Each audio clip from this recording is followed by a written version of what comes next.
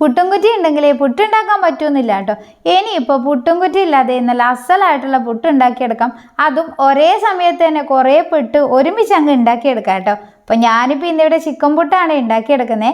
അതിനായിട്ട് ചിക്കൻ ഉപ്പും മഞ്ഞളും അതുപോലെ തന്നെ കുരുമുളക് ഇട്ടൊന്ന് വേവിച്ചെടുത്തിട്ടുള്ളതാണ്. അത് ഇതുപോലെ അങ്ങ് നുള്ളി അടിച്ചിട്ടുണ്ട് കേട്ടോ. ഇനിയിപ്പോൾ ഒരു പാൻ അങ്ങ് വെച്ച് കൊടുത്തതിന് ശേഷം അതിലോട്ട് ഓയിലങ്ങ് ഒഴിച്ചു കൊടുക്കുക. പിന്നെ ഇഞ്ചി വെളുത്തുള്ളി ഒന്ന് ചതച്ചെടുത്തിട്ടുള്ളതാണ്, അത് ഇട്ടിട്ടൊന്ന് മൂപ്പിച്ചെടുക്കണേ. അപ്പോൾ ഇപ്പോൾ ഞാൻ ചിക്കൻ പുട്ട് ഉണ്ടാക്കുന്നതേ ഉള്ളൂ. അപ്പോൾ ഏത് പുട്ട് വേണമെങ്കിലും ഇതുപോലെ നിങ്ങൾക്ക് റെഡിയാക്കി എടുക്കാവുന്നതാണ് കേട്ടോ. ഇഞ്ചി വെളുത്തുള്ളിയൊക്കെ അങ്ങ് മൂത്ത് വന്നു കഴിഞ്ഞാൽ പിന്നെ ഞാനിത് ഒരു 2 സവാള കട്ട് ചെയ്തതും അതുപോലെ തന്നെ കുറച്ച് കറിവേപ്പിലയും പിന്നെ ഒരൽപ്പം ഉപ്പ് കൂടി ഇട്ടിട്ട് ഇതുപോലെ നന്നായിട്ട് വഴറ്റിയെടുക്കുന്നുണ്ട്. ഇനിയിപ്പോൾ ഒരു 1/4 ടീസ്പൂൺ മഞ്ഞൾപ്പൊടിയും പിന്നെ 1.5 ടീസ്പൂൺ മുളക് പൊടിയും കാശ്മീരി മുളക് പൊടിയാണ്, ഒരു 3/4 സ്പൂൺ നമ്മുടെ മല്ലിപ്പൊടിയും പിന്നെ കുറച്ച് ഗരം മസാലയും പിന്നെ ഒരു 3/4 സ്പൂൺ ചിക്കൻ മസാലയോടെ ഇട്ട് കൊടുത്തതിന് ശേഷം വീണ്ടും നന്നായിട്ടൊന്ന് വഴറ്റിയെടുക്കാം കേട്ടോ. ആ പൊടികളുടെയൊക്കെ സ്മെല്ലൊക്കെ ഒന്ന് മാറി വരണേ. അപ്പോൾ ഈ ഒരു രീതിയിലാവുന്ന സമയത്ത് നമുക്ക് തക്കാളി ചേർക്കാം.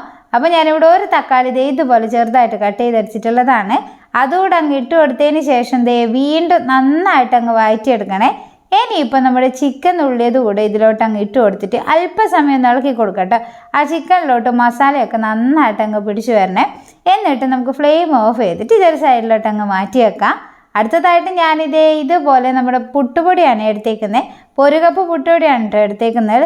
അപ്പോൾ പുട്ടുപൊടി നന്നായിട്ടൊന്ന് നനച്ചെടുക്കണേ. പുട്ടുപൊടി ഇവിടെ നനച്ച് കഴിഞ്ഞാൽ ഇനിയിപ്പോൾ നമ്മൾ പുട്ടുണ്ടാക്കാനായിട്ട് പോവാണേ. അപ്പോൾ ആദ്യമേ പറഞ്ഞതുപോലെ ഈ ഒരു പുട്ട് നമ്മൾ പുട്ടുംപാനിയിലല്ല കേട്ടോ റെഡിയാക്കി എടുക്കുന്നത്. ഇതുപോലെ ഇല അങ്ങ് കട്ട് ചെയ്തെടുത്തിട്ടൊന്ന് കഴുകി എടുത്തിട്ടുള്ളതാണ്. എന്നിട്ട് ഇങ്ങനെ അങ്ങ് റൗണ്ടായിട്ട് മടക്കിയെടുക്കുക. ശേഷം ഒരു ഈർക്കിലെടുത്തിട്ട് ഇതുപോലെ അങ്ങ് കുത്തിയിട്ട് അതിനൊന്ന് ജോയിൻ ചെയ്യിപ്പിക്കുക കേട്ടോ. അപ്പോൾ 2 സൈഡിലായിട്ട് ഇതുപോലെ ഈർക്കിലങ്ങ് കുത്തിയെടുക്കുന്നുണ്ട്. അപ്പോൾ ഇത്ര പരിപാടിയുള്ളൂ. ഒറ്റയടിക്ക് തന്നെ നമുക്ക് ഈ ഒരു ഇലയിലാണ് ചെയ്യുന്നതെങ്കിൽ ഇഷ്ടം പോലെ പെട്ട് ഒരേ സമയത്ത് ഉണ്ടാക്കിയെടുക്കാൻ പറ്റും കേട്ടോ. അപ്പോൾ ഇങ്ങനെ ഞാനിത് ഒന്ന് ചെയ്തെടുത്തിട്ടുണ്ട്. അപ്പോൾ ഈ ഒരു രീതിയിൽ തന്നെ നമുക്ക് ബാക്കിയുള്ളതൊക്കെ ഒന്ന് ചെയ്തെടുക്കാൻ പറ്റും. അപ്പോൾ നോക്കിയാൽ നല്ല അടിപൊളിയായിട്ട് തന്നെ കിട്ടിയിട്ടില്ല, നല്ല റൗണ്ടായിട്ട് തന്നെ നമ്മൾ ഇല ഇതുപോലെ അങ്ങ് മടക്കി എടുത്തിട്ടുണ്ട്. അപ്പോൾ ഇങ്ങനെ ഞാനിത് എല്ലാം അങ്ങ് ചെയ്തെടുത്തിട്ടുണ്ട് കേട്ടോ. ഇനിയിപ്പോൾ ഇതെടുത്തിട്ട് നമ്മൾ ഇഡ്ഡലി തട്ടിലോട്ട് അങ്ങ് വെച്ച് കൊടുക്കുക. അപ്പോൾ ഇങ്ങനെ നമ്മൾ പുട്ട് ഉണ്ടാക്കുകയാണെങ്കിൽ ഇഡ്ഡലി തട്ടിൽ നമുക്ക് കുറേ പുട്ട് ഒരേ സമയം ഉണ്ടാക്കിയെടുക്കാൻ പറ്റും കേട്ടോ. പിന്നെ വാഴയിലയിൽ ഉണ്ടാക്കുന്നതുകൊണ്ട് തന്നെ നമ്മുടെ പുട്ടിന് പ്രത്യേക ഒരു ടേസ്റ്റും മണവുമാണ്. അപ്പോൾ ഇന്നേ വരെ ഇതുപോലെ വാഴയിലയിൽ ട്രൈ ചെയ്തിട്ടില്ലാത്തവർ ഒരു തവണയെങ്കിലും ഒന്ന് ട്രൈ ചെയ്ത് നോക്കാം കേട്ടോ.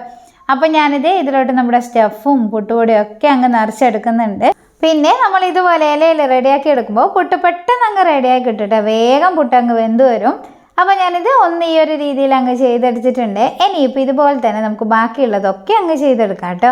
അപ്പോൾ ഞാനിത് ഒരു 4 എണ്ണമാണ് ഇതിലിപ്പോൾ ചെയ്തെടുത്തിട്ടുള്ളത്. ഇനിയിപ്പോൾ മൂടി വെച്ചിട്ട് ഇതൊന്ന് വേവിക്കാനായിട്ട് പോവാണ്.